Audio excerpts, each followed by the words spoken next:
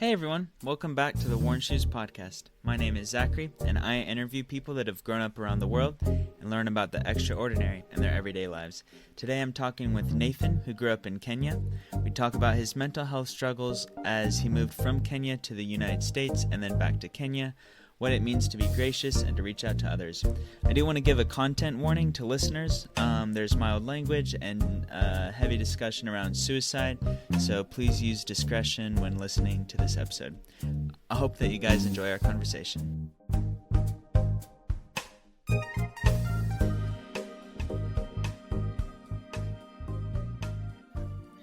All right. Hey, Nathan. Welcome to the Worn Shoes podcast. Hope you're doing well. How's it going? Well, good. Yeah, thanks for having me. It's my first podcast. This is exciting. Yeah. Fun stuff. Yeah, to start off, could you tell me a little bit about yourself and kind of, what you're doing, where you're at? And then, maybe where are some of the places that you would consider to be home / what does kind of that word mean to you? Yeah, that's the always the question that you want to ask a TCK. Yeah. I mean, right now I'm living in Kenya, in Nairobi, Kenya, which is also where I grew up. Pretty much through high school, and then even about half of my college years I spent here. And I am recently engaged, and so kind of figuring out life together with my fiance, and doing odd jobs for work, trying to figure out the legal system, and trying to make sure I find legal ways to stay here, which is definitely the long-term goal. And I mean, in terms of when I think about home, that's always been is maybe a little different. I know a lot of like TCKs have a pretty hard time answering that question. Where are you from? What's home? And I understand that. Obviously, like I have interacted with lots of other third culture kids for my whole life, having grown up overseas. My parents are missionaries, have been missionaries for almost 30 years. And so I know it's a hard question for a lot of people to answer. And I understand why, because it is like you're just that. You're a third culture kid. You're in the kind of middle of a bunch of different cultures. I personally have Kenya has always been home to me. Kenya's home now. It was definitely home growing up because it's what I knew up until I finished high school. I don't remember having as significant an identity crisis, I think, as some of my peers did. When I went to the States, for college. And it was tough because you're leaving home. But I also I was familiar enough with American culture that I don't remember having this serious identity crisis of oh, am I moving back home or am I leaving home? Because to me, it was always just no. I mean, I grew up in Kenya. I want to live my life in Kenya. That's kind of always been the aim for me. But it has, it's an interesting question because it changes all the time. And exactly how you see home also changes.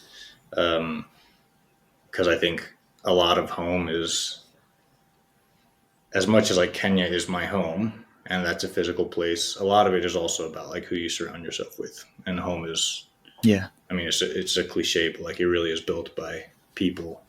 And so as people have come and gone from Kenya, or I've come and gone from different places, it takes constant kind of sorting out to feel rooted somewhere. And I'm still working at that, even though I know Kenya is where I want to be. I'm still trying to kind of re-root myself here, sort of on my own. My family doesn't live here anymore. My parents live in the States now. Pretty much all of my siblings are in the States. My one brother lives here now, but I don't know how long it takes to put out a podcast, but he might not be living here by the time the podcast, by the time this gets put out. So, and then it'll just be, it will be weird because it'll be like, the life I'm used to in Kenya is growing up here and being here with my family. And obviously that, it's easy for a place to feel like home when it's like, oh yeah, mom and dad are here and my siblings are here. And I've gone to school here for, since I was in elementary school, but now kind of moving back here as an adult without my family being here and really having to it's like, oh, I know I want to be here, but it takes effort to make a place your home. It takes, you really have to kind of commit to that. And that's been committing to a place has been one of my big challenges over the years. And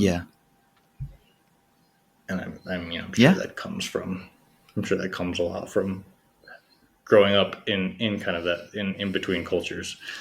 And I mean, kind of in the, Go ahead. No, I was just going to ask, kind of in line with kind of that growing up and really kind of seeing Kenya or Nairobi as this kind of constant home in your life. I was, going to ask kind of about some of your experiences growing up. You talked about going to school there. I mean, what was it kind of like? Because, I mean, when you're a little kid, or a teenager or whatever, and kind of growing up in Kenya, how did that kind of constant of Kenya being your home kind of come to be? I mean, so basically, I mean, my parents moved to Kenya before I was born. They moved here in the early 90s. I was born in 97. So they had already kind of made a life for themselves here by the time I entered the picture. I wasn't actually born in Kenya, but I was basically born in Kenya. Sure. Mm-hmm. And so,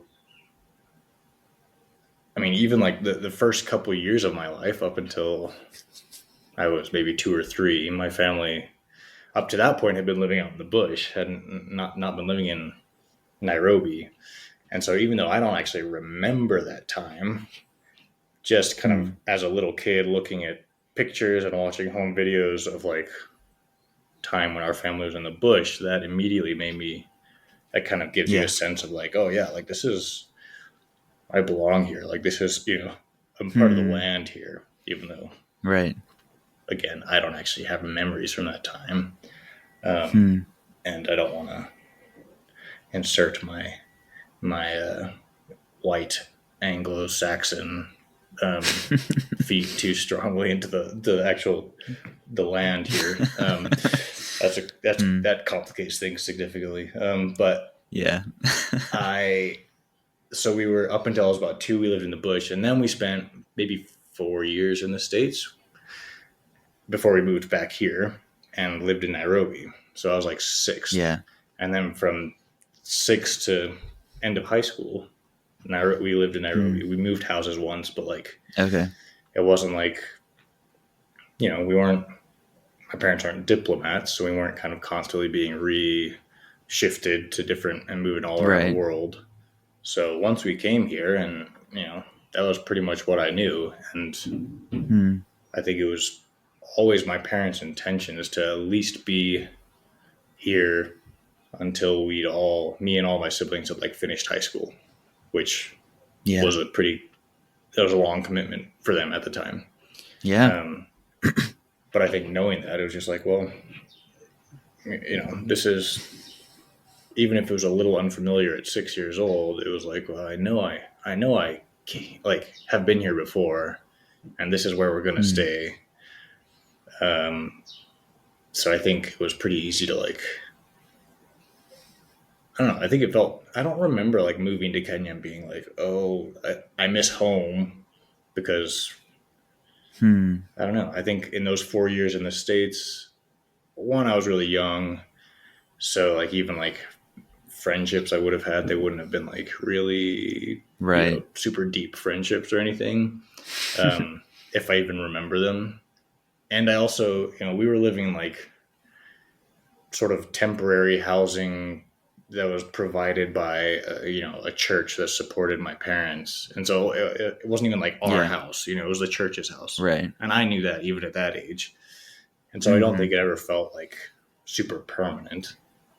And so I think that did probably help once we moved back to Kenya, just because it didn't feel like I was being torn away from something that I was really like strongly attached to. And then it was, I Yeah. mean, those first few years in Kenya were, I was homeschooled for the first 2 or 3 years with a couple of my Hmm. siblings before, and then in fourth grade I started attending a school, like a small Christian international school in Nairobi, um, and I graduated high school from that school. So it was like Yeah.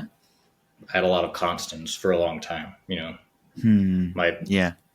the friends I made in like fourth grade were, some of them were like my best friends by the time I finished high school. Some of them are still some of my closest friends. Yeah. So it was just like, yeah. I mean, people often ask like, "Oh, was that hard growing up outside of like your home country, outside of America?" But it's like, Hmm. well, if we had constantly been going back and forth for extended periods of time, that would have been hard. But like Yeah. we were really set in Kenya. All my friends were in Yeah. Kenya.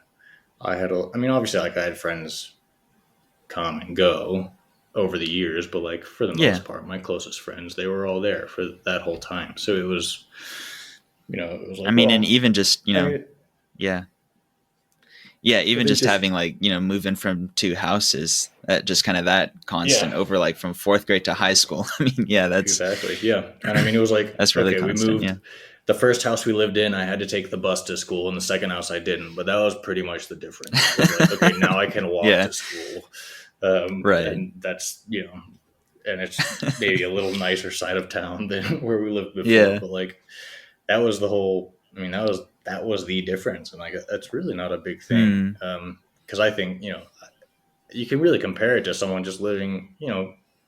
People who live in the States who like, oh, they lived in the same town until they went to college. Well, that's. I mean, I'm not. My experience was obviously different from that. It is different living in being like Yeah. an American kid living in a big East African city where you're quite different. Yeah. That's different from being an American kid living in a small town America. But in Yeah. terms of just the constants, it was the same. Like I knew the place well. I knew who my friends were. I knew where they Hmm. lived. I saw them all the time. Did the same things every weekend. Yeah. And it was only every other summer, maybe we would go back to the States, and I would Yeah. be reminded that I have like extended family. I'm like, oh yeah, I have cousins and I have aunts and uncles. That's cool. I have grandparents. Yeah. Nice. Um, Yeah. Yeah. uh, yeah, but it was, yeah, I don't remember it being like a really. I mean, Kenya's always been home to me, and I think it Hmm. was always pretty easy being in Kenya, Yeah. and maybe up until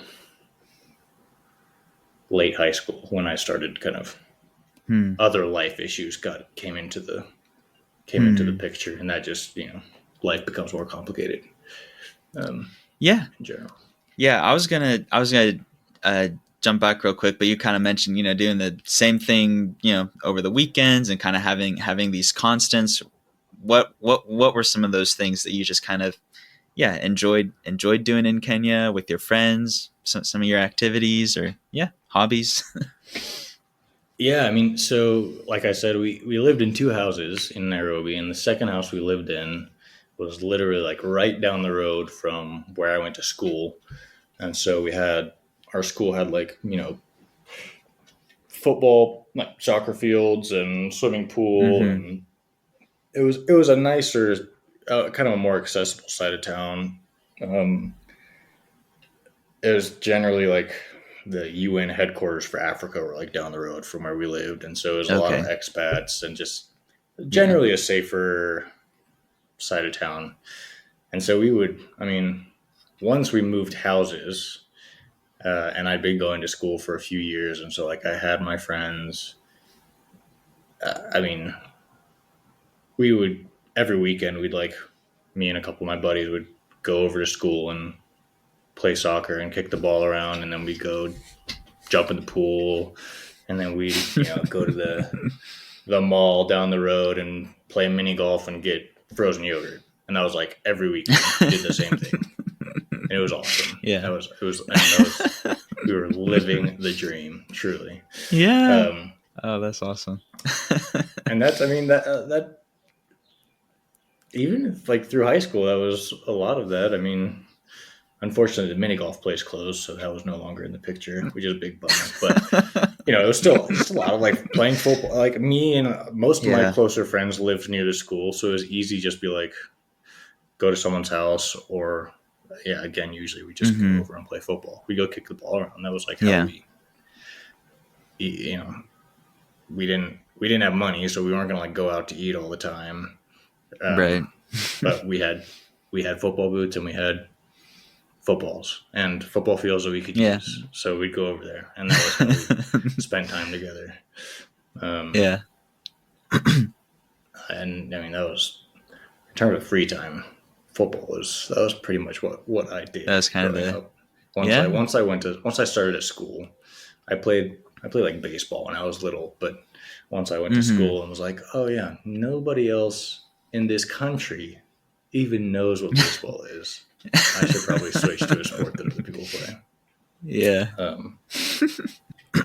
Yeah. So just kind of really going out and playing football with your friends. I mean, yeah, just kind of, I feel like that reinforces kind of what you've been saying of just kind of this really, this constant in Kenya, and just kind of speaks to the stability that you had of just kind of moving two houses, same school, frozen yogurt, mini golf, and football on the weekends.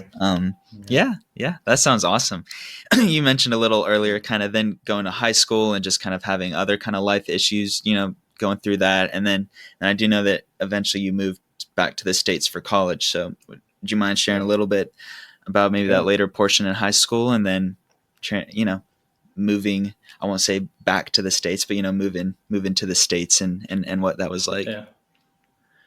Yeah. So, I mean, once high school was kind of like when I really started having some significant like mental health struggles in high school, probably starting honestly, probably starting about 9th grade. And I was always sort of a melancholy kid. Always very quiet, always very like introverted. And always very like hard on myself. But I think once I got to high school, and you're maturing and you're becoming more independent and wanting to make decisions, and you're just butting heads with more people, whether it's your parents or your siblings or your peers. Yeah. There's just a lot more like tension and kind of conflict that you have to navigate as you kind of get into high school and get into your teenage years. And so I think, come 9th, 10th grade, I started really having some serious like bouts of depression, and depression, I guess, was the main thing at that point. And I didn't even, I don't think it was until maybe end of 9th grade that I really like saw a therapist and was like diagnosed with clinical depression. But it had kind of, I'd kind of been working my way up to that, I think, for a while. And I think it was just, it was a weird thing. Cause like, I've already said so much about like, everything was so constant. my friends, my best friends through high school were all the same. Many of them I'd been friends with since I was 9 or 10. Yeah. So it wasn't like there weren't like some huge life changes that happened that kind of caused some trauma or significant like psychological stress. I think it was just like growing into life and kind of growing into myself and I think I think gaining like introspection and thinking Yeah. more inwardly than you do as a little kid and more critically, I think really led me to some pretty dark places through, and that continued through most of high school. I dated one girl in high school, and that was, it was a high school relationship, so it was like awesome sometimes, and then also like really terrible sometimes. And I had, I guess it was the beginning of my junior year was probably like the worst. I was in the worst place I had been mentally at that point. And that the girl I'd been dating she had moved out of the country. She had moved to the States. So that was a significant life thing, for a 15-year-old. But I think again, I think you could probably understand like how it is, like mental health things. A lot of times it's just like small things sort of building up on each other and eventually kind of boils over, and you're just like, oh my God, how did I get here? And at that point, it often just feels like, you're kind of drowning. But I remember, starting my junior year of high school, I was just at a really bad place. And those last 2 years of high school was probably the lowest point I've had, like in terms of relationship with my parents. Just like a lot of tension, a lot of kind of, not like yelling, fighting, but fighting and headbutting and stuff. And just, I wanted to do my own thing, but I was still living in their house. So it was just hard. And it was the very beginning of that year that I attempted suicide for the first time. It was probably September, a month into the school year, which, I've spent so much time thinking about it and like processing it in healthy and unhealthy ways over the years since then that like, it's not, I'm happy to, it's not hard for me to talk about, but it is like, really hashing it out again it can be challenging, just to kind of remember that time. So that was, beginning, I was about a month into school, and then it couldn't have been more than a couple weeks later that a friend of mine who had lived in Kenya and had gone to school with me, like a year older than me, but had since moved to the States with his family a couple of years before, actually took his own life. And so that was like, and so, he was someone that like a lot of people in our school knew and, were really good friends with. And so that, obviously that hit a lot of people very hard. And I think for me, I remember when we were told that he had died, we had played football with him. And so our chaplain came out at the end of one of our football practices just because he knew a lot of the guys on the team were friends with him, and kind of sat us down and broke the news to us. And I remember going and like sitting up kind of in the common area that, after practice with a couple of my friends, and, people are crying and just like in shock. And one of my friends says something to the extent of like, to me and another friend, he was like, just like, you guys just promised me like, you'll never do that. And I just remember sitting there knowing that I had just almost done that 2-3 weeks prior, and sitting there and being terrified at the thought that I was like, I can't promise that to my friends. And I think going from my own experience to now knowing exactly what it's like to be on the other side of that and lose someone and know and see the impact of that was really heavy. And I mean, obviously I wasn't stuck in that place for the remainder of my 2 years of high school, but that really weighed on me. That whole experience, my own experience, immediately followed by that, and I think that fear I had from then on of I think that was probably the first time I really saw that my mental struggles as almost a defect that I had. That was when I really first started seeing as oh, I have a problem, and I'm I could cause a lot of damage to a lot of people with this.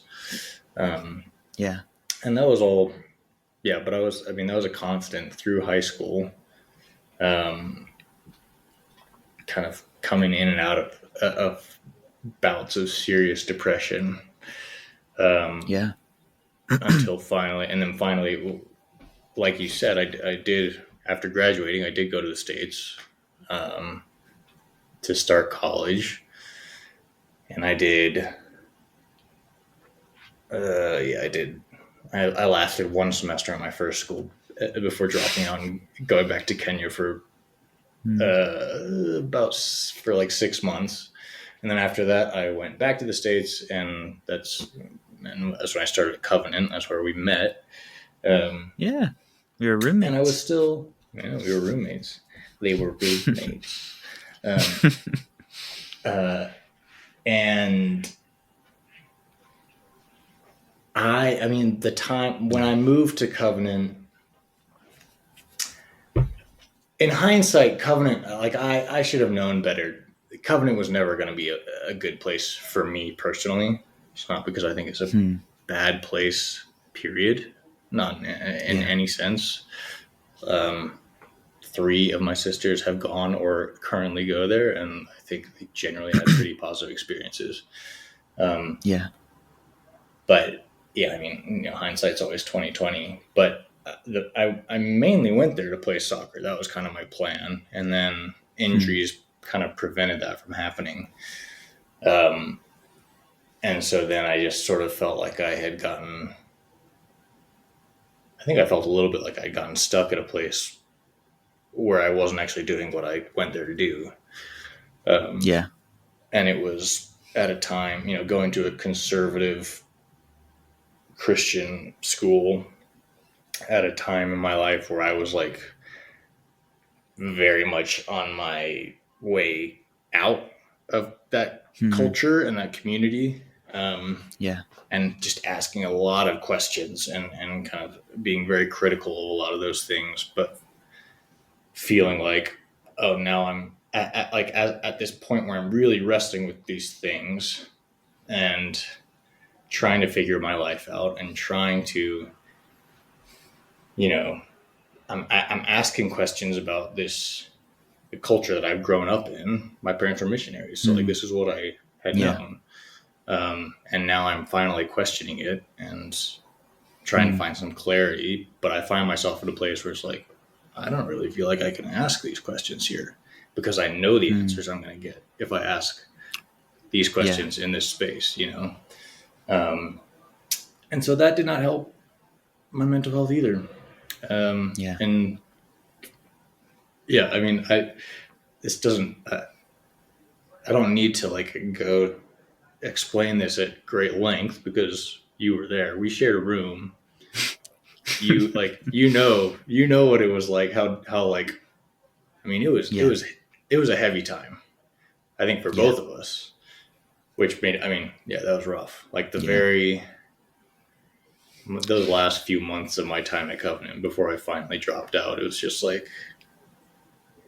I remember our, I mean, I'm not going to go into detail about Yeah. Yeah. either situation. I remember one of our suite mates coming in, Matthew, coming in, and we were Mm-hmm. kind of Yeah. talking about Uh-huh.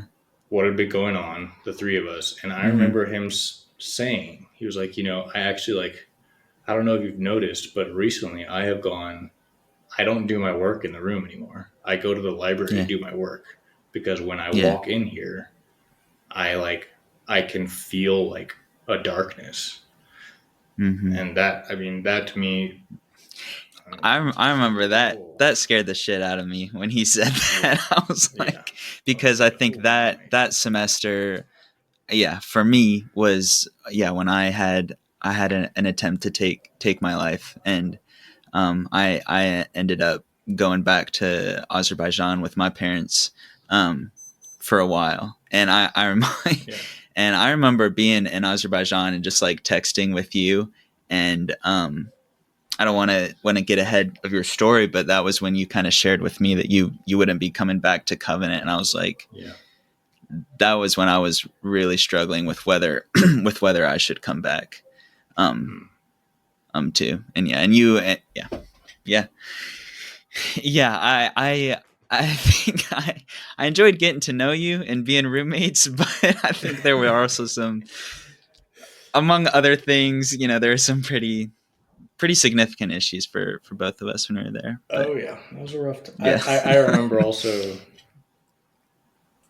Uh, I think maybe one of the times I was going with whoever was like the RD at the time.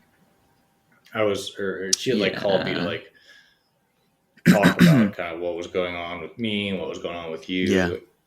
I just remember saying something like, I sat down and she was like, Nathan, like, what is the deal with your room? Like, what's wrong with your room? I was like, dude, I don't know, but things are not going well there. Yeah, that Yeah. was not a time I look Yeah. back on fondly at all. Um, Yeah.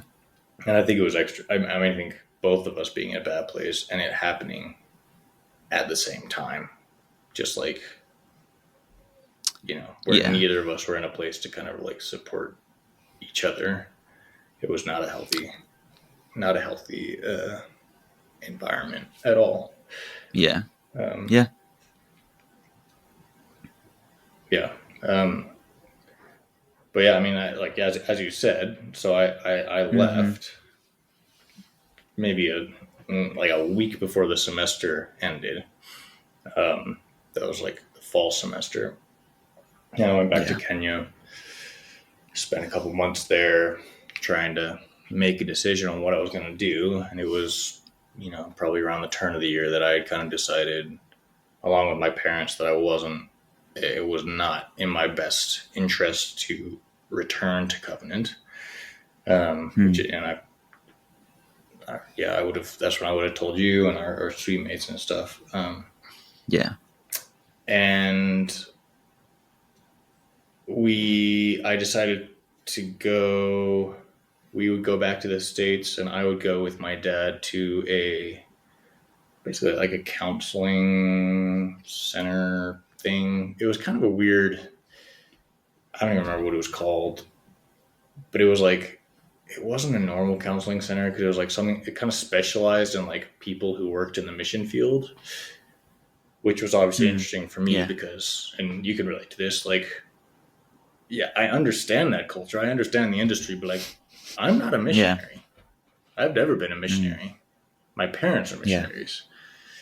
And so Mm-hmm. the things that I may be struggling with are not going to be the same as like probably most of the issues that they're dealing with.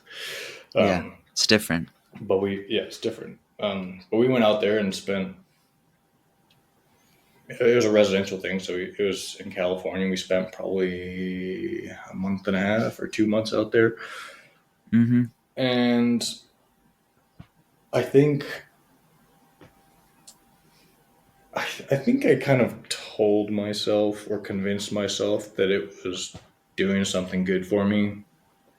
Um, Hmm. I think probably largely as a coping mechanism, just because I wanted to feel like something was improving.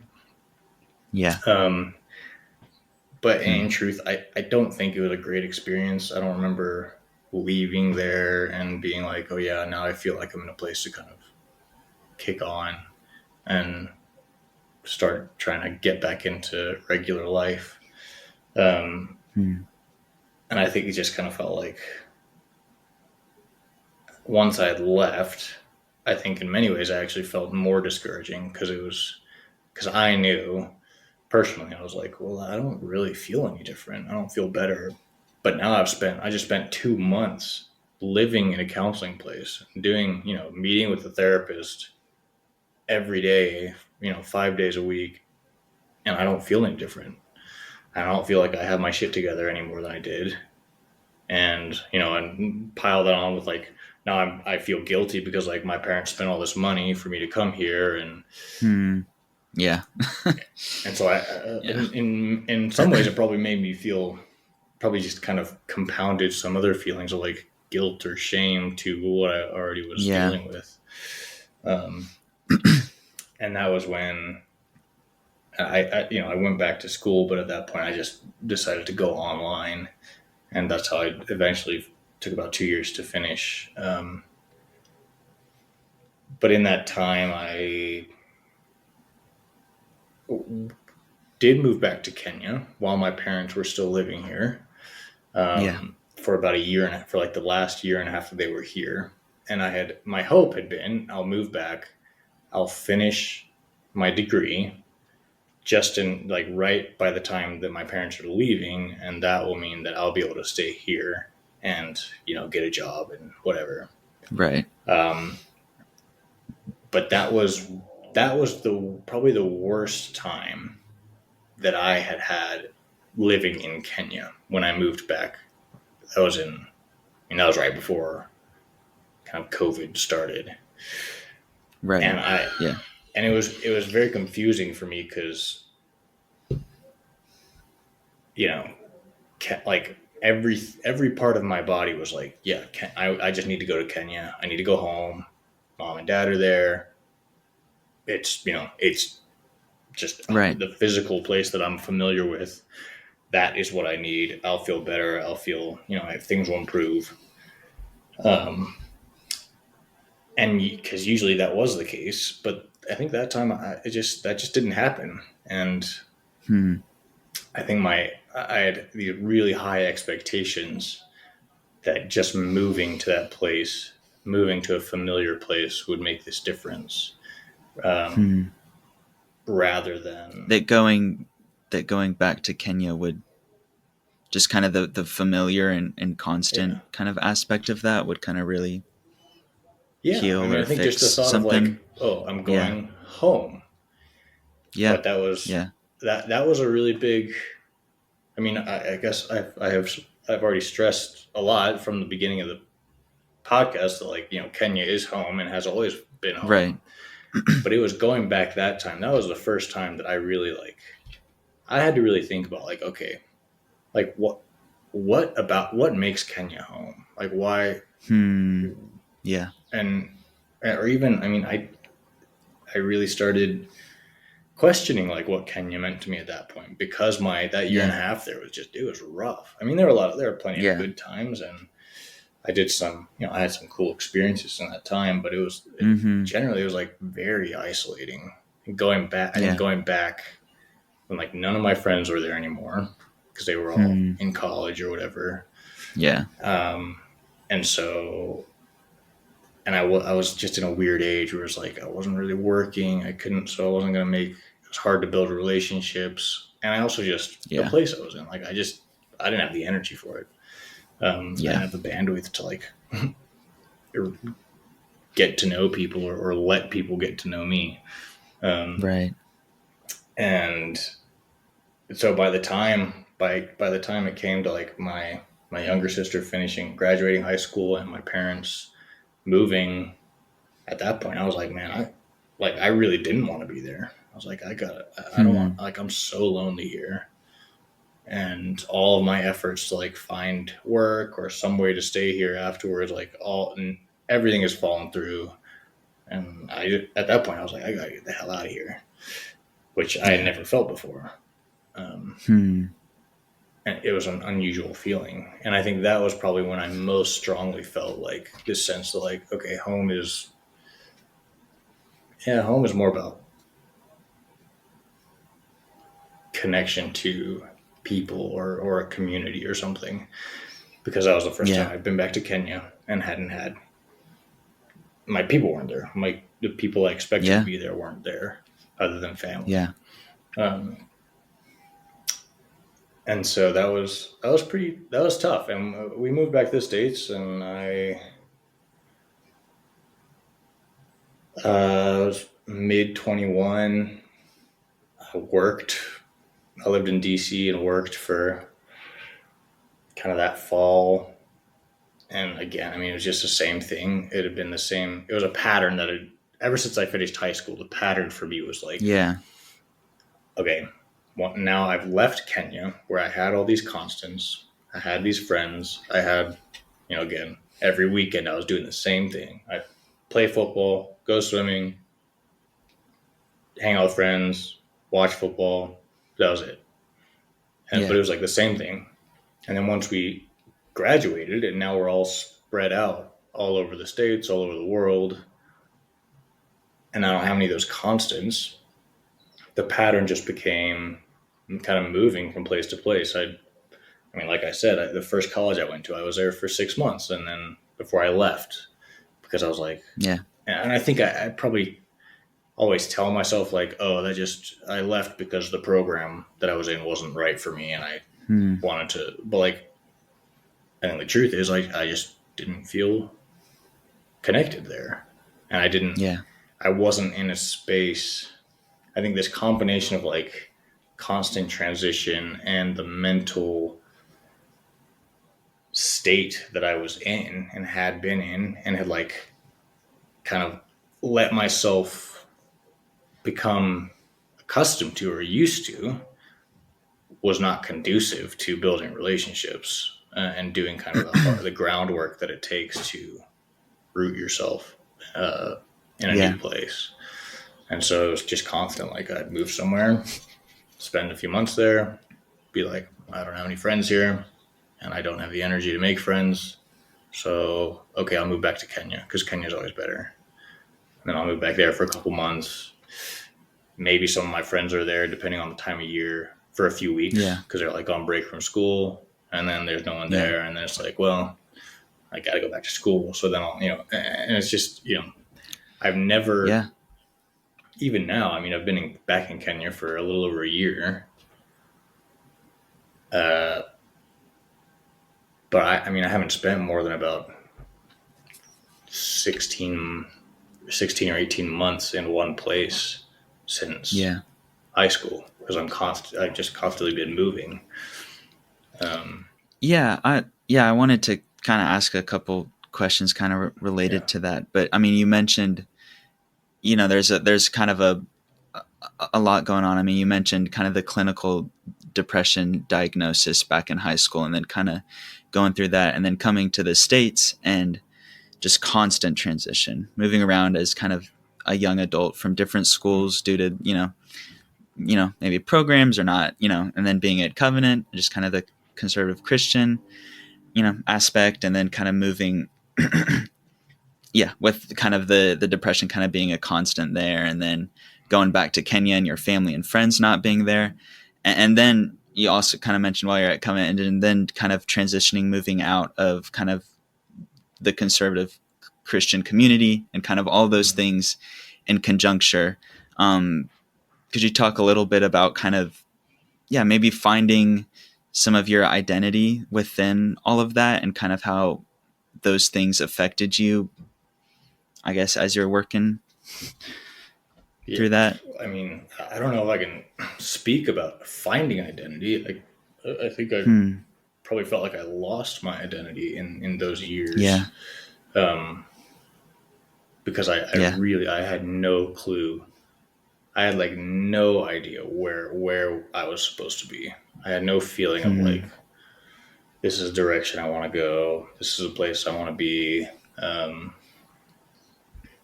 and it was all, I mean, it was a constant, like, in the seasons where I was kind of thinking about, oh, where should I move? Where should I find work? Yeah. It was just always so easy for me to like kind of sort of think myself out of any idea of like moving anywhere, because I was like, oh no, I can't, I don't know enough people there. That'll be too hard. Or I don't have enough close friends there. That'll be too hard. Or I only have one best friend there. That'll be too hard. Or, I had an endless community was kind of like the big kind of thing in your mind. Yeah. In my mind, I was like, oh, I was like, I just needed community. That's all I need. Like, I was like, I can be happy wherever. It doesn't have to be Kenya. I can be happy in the States. I just have to find a community. But I wasn't willing to I wasn't willing, or I wasn't able to put in the effort to find that community and to create that community. Because like, it's not just it doesn't just happen.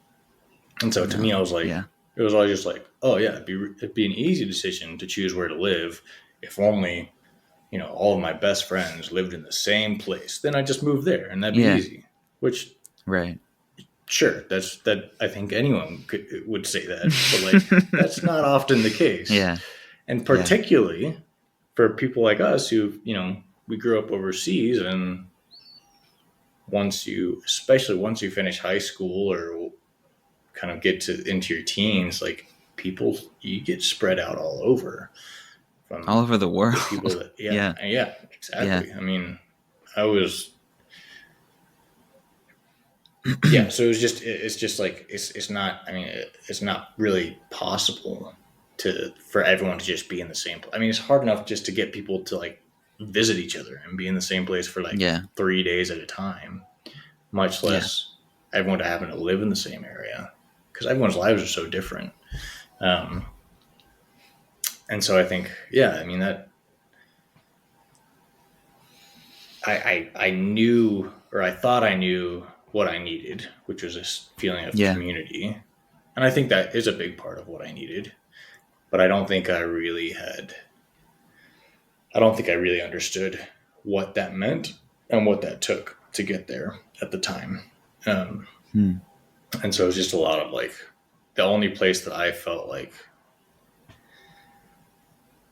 fairly safe, or at least comfortable, was at home. Because I was like, well, if I'm going to have to depend on someone else, even if it's okay, maybe sometimes I felt embarrassed that like, oh, I'm 20, I'm 23, 24, living at home, which really isn't that big of a deal, but it felt like a big deal. I was embarrassed. I was like embarrassed about it, but then I was like, well, at least I'm used to, having to get help from mom and dad or whoever. So like, at least I'm not adding other people to this list of like all the people that I feel indebted to or something. So I just kind of stay at home. And I'd move from like my sister's house to my parents' house and back to my sister's house. And and it was all those years, basically not even post high school, starting in high school, but particularly once all the transition and moving started, after high school, and all of the kind of identity crisis and confusion that came with that. It was just like, it was all one big downward spiral. It felt like, where it was just like, I was constantly beating myself down in many ways. And it got to the point where, again, this was now 2 years, like just over 2 years ago, I kind of got to the point again where I felt like I had no options, and I made a second attempt on my life. I was March 22, and that one was like, I mean, that was obviously like, it was terrible. It was awful. Like, I was in an awful place. I went to I spent pretty much a week in a mental hospital in South Hmm. Georgia Hmm. to make it even worse. I mean, I don't know if any of the people who Hmm. listen to your podcast are from South Georgia, and I mean no offense if they are, but South Georgia is the pits, much less being in a mental hospital in South Georgia. Hmm. But Yeah. I spent a night in the emergency room, and then got like kind of Hmm. carted off to a mental Yeah. hospital for a week, and that was a harsh realization. But it also, Yeah. coming out of that was when I was like, I mean, obviously with my parents' encouragement, but just on my Yeah. own, I was like, I really like this is not something. I have to do something drastic Yeah. to kind of Yeah. change the trajectory of my life and sort of Yeah. where I'm going and how I'm doing things. And so I eventually went to, after a couple months of kind of being on a waiting list, I went and spent about a month and a half, maybe 2 months at Hmm. another like kind of mental health treatment, residential treatment center program in Atlanta. But this one was like way better than it was. I mean, Hmm. it wasn't comparable to the first one I gone to, Yeah. because it wasn't a Christian conference center, so I wasn't like Hmm. having to deal with sort of the baggage that I was, all this stuff that I was trying to like process. It's just Yeah. like, yeah, just the philosophies and theologies I was trying to shake and process. Right. Um, and it was just more professional, and it was still hard. It took,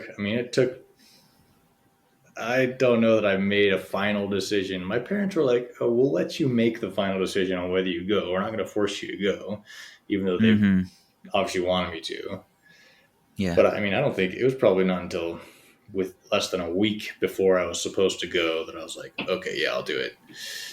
Yeah. And even then, I was like, "I'll commit to, you know, 3 weeks, and then I'll decide after that if I Yeah. want to stay there or not." Hmm. Um, but it did end up. It wasn't perfect. I mean, there's no kind of I don't know, method of or treatment in terms of therapy that's like fits everybody. Um, Yeah. but it was, I think, just being. When you talk about community, being in a place where I'm like living with and doing sessions. It was very group session based, and so doing all these sessions with other people who are not experiencing the exact same problems as me, but can relate to most of the feelings that I'm having, and I can relate to the feelings that they're expressing and the places that they're Yeah. coming from. That was like, I mean, that was huge for Hmm. me to. I think that was the first time that I was like, I didn't feel totally isolated in kind of Hmm. my mental health struggles, and it was just like, Yeah. I mean, that you couldn't hide it there. Everyone was Yeah. there for a reason, and we all Right. knew generally why people were there. You didn't know everyone's life story, but like, if someone showed up and was like, "Oh, I'm doing great," like you can only wear that mask Yeah. for about not at all because you're there. So Yeah. it's like, well, you're you're Yeah. not. Yeah. You're obviously not, Yeah. but that's okay. Like that's Hmm. why we're all here. Um, and so that was generally a very positive experience. As Hmm. much as I was like, I mean, I was really ready to get out when I got out, Yeah. but it was a pretty transformative time there, Hmm. Yeah. and that was halfway through 2022 by then, um, and I lived the rest of that year in. I lived with my parents in Georgia and had a some part-time jobs, but it was coming out of that and the progress I had made and like the continuing therapy that I did after that that brought me back, that brought me not even back, that brought me to the place where I was like, okay, Kenya feels like the right place now. I'm kind of seeing, I'm remembering what some of the things that made Kenya home now. And obviously, like my now fiance, and Yeah. she had we had reconnected. I mean, before all of that had happened, but like Yeah. having a really close friend and someone that I felt really known by and trusted, knowing that she was in Kenya as well, I think all of that kind of got me to the place where I was like, okay, I feel ready to move back to Kenya. Like this feels like a good time to do it, even though like I didn't have family there, which was it was unusual. That would be the first time. I mean, last year was the first time I came back here, and my parents weren't living here. I came back and I didn't go and stay at my house. Someone else is living in my house right now. Yeah. And it's not my house anymore. Yeah. Which is weird. Yeah. Yeah. But I was just gonna ask. Yeah, I mean, moving back to Kenya, or like you kind of finally got to this place where you felt like your fiance's there, and just kind of getting this treatment. I was just gonna ask, moving back to Kenya, and just kind of where you're at now in terms of, just kind of your life and mental health and being back, quote unquote home. Yeah, I mean, I mentioned this like before we started, before we were recording, but like this last year it's had its challenges for sure. Just being in, I mean, I'm more than happy to like talk about some of that as well. Just being in, an American, being a foreign national in a country, even though I consider this place my home, being legally a foreigner here comes with many, many challenges just in terms of like trying to live here, because I can't just go get any job or whatever I want. It's a long legal process to do all that.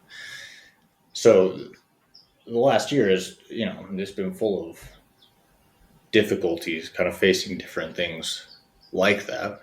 But it's really been, overall, it's been a great year for me. Like I can confidently say it has been like the best year I've had, at least in the last, probably since early high school, at least, which is like, just the fact that like I can admit that to myself, I think that in and of itself is significant, because I think for a long time, in the years prior to this, even when I was in a better place, there was a part of me that was just like, okay, I feel okay now, but like this is just temporary. Like I know I'm gonna fall back, and I'm gonna go back to like the norm. I'm gonna go back to the way I'm supposed to be, which is how I kind of thought about it.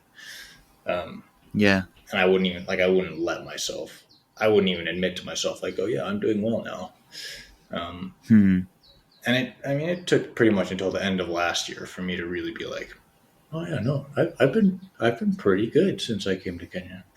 And I remember my whole family came back here over this past Christmas, and I remember having it might have been like Christmas night or Christmas Eve night or something. We were all kind of sitting together, and people were kind of reflecting on their past year. And as is the human experience, you're constantly facing hardships and dealing with all sorts of things and transitions. And especially, I have 4 siblings who are all also TCKs, and so like finding roots somewhere and constant transition. Like it's a struggle for everyone. And it was a big year of transition, but I remember it coming to like, I generally like, I wouldn't want to talk in a group setting, even with my family, but like, I remember my mom like asked, she was like, "Oh, Nathan, I know you don't want to, I know you probably hate to be asked this, but like, do you want to say anything about like share anything about your year?"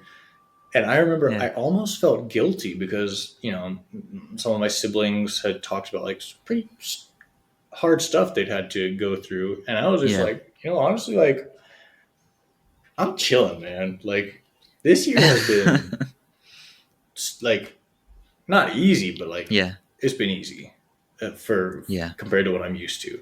Yeah. Um, Mm-hmm. and Yeah. yeah, I think in some ways I almost felt bad just because it was like I shouldn't, it shouldn't be easy. But I think I've just been like, it has just been like a year of, I think my mom described it as like a year, having a year of rest, a period of rest, Hmm. where it's just like I've spent so long, so many years in my head and like battling myself, um, Hmm.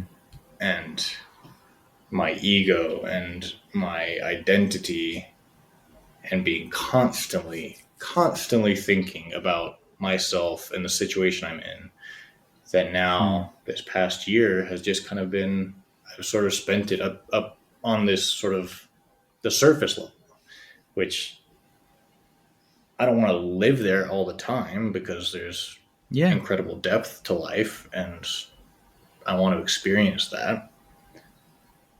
But I think, yeah, I mean, having this conversation with my mom, like she helped me realize, she was like, no, like this is something you deserve like a period of rest and kind of lightness and just Yeah. taking things off your shoulders and letting it be. Like you don't have to be constantly Yeah. in the depths of things, whether in a positive Hmm. or negative way. And that was helpful for Yeah. me because I was like, oh, I don't want to feel like I'm just now trying to cruise through life not thinking about things in a Yeah. meaningful way. But like I think you just need seasons of that, um, Yeah. where you allow yourself to just like give yourself a break. And I think that's what this last Yeah. year has been. And now obviously Hmm. there are lots of challenges in the near future, as we'll look at Yeah. getting married and just and life together and stuff like that and Yeah. everything that comes with that. But I think, Yeah. yeah, I mean, at this point, I feel ready for that, more ready than I would have at any point in the last 5, 6 years, for sure. Yeah. Oh man. Well, that's really good to hear. And I mean, yeah, thanks for sharing some. I mean, yeah, about some of those, yeah, Yeah, really hard things. I appreciate it. Um, yeah. I don't think that I don't know if there's a way to I don't know, wrap things up in a pretty bow with a thing, but I don't know. Is there? I, I really like what you said about kind of this season of rest after kind of almost years of just dealing with heavy really things and lots of introspection and deep thoughts. And like you said, there is beauty in enjoying life and deeply and experiencing it and thinking and feeling deeply. But yeah, this kind of time of rest, and I just kind of really like what you said there. um Mm. and I agree. But is there anything that you would kind of, I don't know, say to Wrap it up with. people that are out there, listening? Or Yeah. just the TCK experience with mental health, moving back. Yeah. I mean, mm, transition is a bitch. I'll say that. Um, whether you think you can handle it Yeah. or not, like easily. Like it's just hard. It's hard to Yeah. change places and change people. Yeah. And I think having community and finding community is so important for that. But I also recognize that it really is work, and sometimes it's hard to. Yeah. You're just not always in a place to be able to do that. So I think part of what it's made me realize is now being in a better place where I feel like I have gone through some pretty dark, isolated periods. I now feel like I'm in a place where like I can recognize that in someone else. If I see someone else who's kind of in my circle or in my or kind of an adjacent circle who seems to be sort of struggling through the same things that I did, I think really knowing that and taking the effort to like kind of extend a hand to them and just, I mean, it's the small things that really they can go so far. Just like, sending someone a random voice note, just, where now they know that you thought of them, or that that you want to hang out or whatever. Like those small things can make such a big difference to someone who's in the middle of a transition. Because often, again, my own experience, it can be hard to like extend yourself, put yourself out there when you feel like you're on your own in a new place. And so to have another person or other people kind of invite you in to a community that maybe exists already is, that can really make such a huge difference. And so I think this isn't so much advice to like, or words to people who are currently in the middle of transition, but more like an encouragement to people who have experienced that and know how difficult it can be, just to like take note of people, like, how hard it can be. So take note of people around you who you think are going through the same thing, and kind of extend an invitation to them. Just, it's just make them feel included. That's honestly, I think that's the main, that's inviting the main thing people in. Yeah. No, the power of inviting people into community is, it's really strong.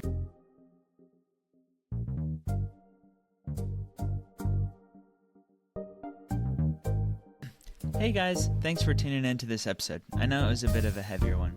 I just wanted to say that I'm still learning and improving my podcasting skills, so feel free to share any feedback and anything that you would like to see on the show. I'm continuing to improve and build on what I have here, so let me know if there's anything you would like to see or any suggestions. Go check out our Instagram and Facebook page where I post updates for upcoming episodes and anything else that's going on. The next episode will come out at the end of August, so be sure to check that out. Thank you all for your continued support, and tune in next time at the Worn Shoes Podcast.